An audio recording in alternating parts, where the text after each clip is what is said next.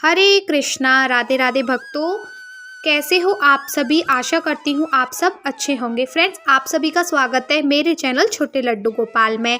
आज मैं आपके साथ शेयर करने जा रही हूँ जो आप लोगों के लिए काफ़ी इम्पोर्टेंट है। आप लोग ऐसा सोचते भी होंगे। वो क्या है टॉपिक, तो आइए जानते हैं। व्रत और पूजा के दौरान लहसुन प्याज खाने की क्यों होती है मना। फ्रेंड्स, आपने देखा होगा हम जब भी व्रत रखते हैं उससे एक दिन पहले हम लहसुन और प्याज का सेवन नहीं करते, और जब भी हम लहसुन और प्याज का भोजन बनाते हैं तब हम भगवान को उसका भोग भी नहीं लगाते हैं। तो ऐसा क्या है लहसुन प्याज में जिसे शास्त्रों तक में मना की गई है, वो भगवान के खाने में प्रयोग नहीं होना चाहिए।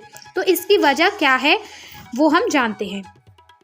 अक्सर आपने सुना होगा कि ब्राह्मणों के अलावा जो व्यक्ति व्रत रखते हैं वह लोग लहसुन और प्याज खाने से परहेज करते हैं।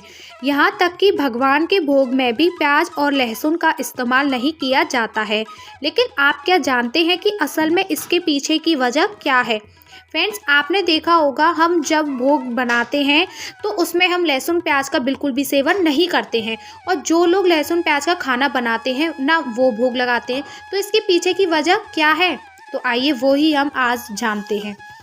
जबकि प्याज और लहसुन सेहत के लिए काफ़ी अच्छा माना जाता है, यह खाने का स्वाद बढ़ाने के साथ साथ कई रोगों से लड़ने में मदद करता है।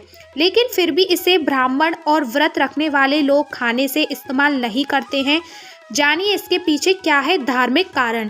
इसके साथ ही जानिए लहसुन और प्याज के उत्पन्न होने की पौराणिक कथा।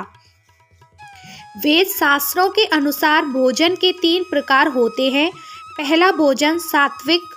फ्रेंड्स, जो पहला भोजन होता है वो सात्विक होता है। सात्विक होता है दाल रोटी चावल। दूसरा राजसिक और तीसरा तामसिक भोजन। इन तीनों ही प्रकार के भोजन का मनुष्य के जीवन पर अलग अलग प्रभाव पड़ता है। फ्रेंड्स, जो मनुष्य का भोजन होता है वो 3 प्रकार का होता है, तो उससे ही मनुष्य के ऊपर प्रभाव पड़ता है। माना जाता है कि जो व्यक्ति सात्विक भोजन यानी दूध घी आटा सब्जियां फल आदि का सेवन करता है तो उनके अंदर सत्य गुण सबसे अधिक होता है। ऐसा भोजन करने से व्यक्ति सात्विक बनता है। आहार शुद्ध होगा तो व्यक्ति अंदर से शुद्ध होगा और इससे ईश्वर में स्मृति बढ़ती है। स्मृति प्राप्त हो जाने से हृदय की अविद्या जनित हर एक गांठ खुल जाती है। सात्विक भोजन करने से व्यक्ति का मन शांत होने के साथ विचार शुद्ध होते हैं। अब बारी आती है दूसरा भोजन राजसिक भोजन। शास्त्रों के अनुसार ऐसा भोजन करने वाले लोगों का मन अधिक चंचल होता है और ये लोग संसार में प्रवृत्त होते हैं। राजसिक भोजन में नमक मिर्च मसाले केसर अंडे मछली आदि। तो फ्रेंड, ये था दूसरा भोजन राजसिक भोजन जिसे कहते हैं।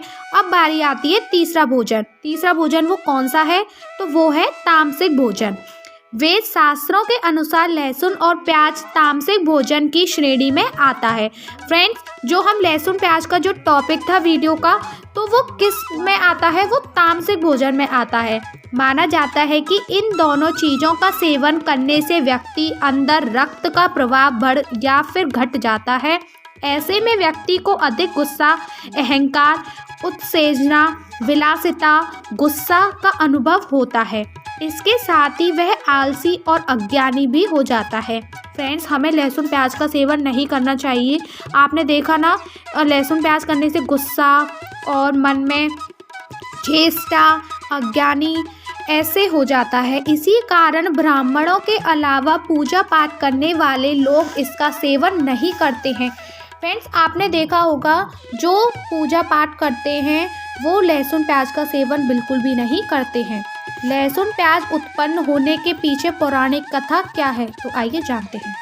समुद्र मंथन करने के दौरान लक्ष्मी के साथ कई रत्न समेत अमृत कलश भी निकला था। अमृत पाने के लिए देवताओं और असुरों में विवाद हुआ तो भगवान विष्णु मोहिनी रूप धारण कर अमृत बांटने लगे। जैसे ही मोहिनी रूप धरे श्री विष्णु ने देवताओं को अमृत पान कराया शुरू किया, वैसे ही एक राक्षस देवता का रूप धरकर देवताओं की लाइन में आकर खड़ा हो गया।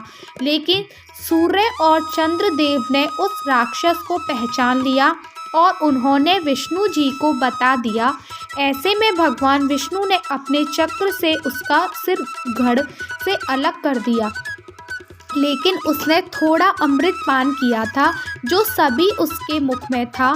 सिर कटने से खून और अमृत की कुछ बूंदें जमीन पर गिर गईं। उससे ही लहसुन और प्याज की उत्पत्ति हुई। फ्रेंड्स, आपने देखा ना, जैसे ही विष्णु जी ने चक्र प्रहार किया वैसे ही उसका सिर कटा था, तो उसके मुंह में से अमृत की बूंदें और खून का रक्त का प्रभाव हुआ था, तो उसी से लहसुन और प्याज की हुई थी। जिस राक्षस का सिर और धड़ भगवान विष्णु ने काटा था उसका सिर राहु और धड़ केतु के रूप में जाना जाने लगा। मान्यता है कि राक्षस से उत्पन्न होने के कारण भी लहसुन और प्याज का सेवन नहीं किया जाता है। फ्रेंड्स, आशा करती हूँ आपको समझ में आ गया होगा कि शास्त्रों में लहसुन प्याज खाना क्यों वर्जित है, और जब भी लहसुन प्याज का भोजन बनता है तो उसका भोग क्यों नहीं लगाया जाता है।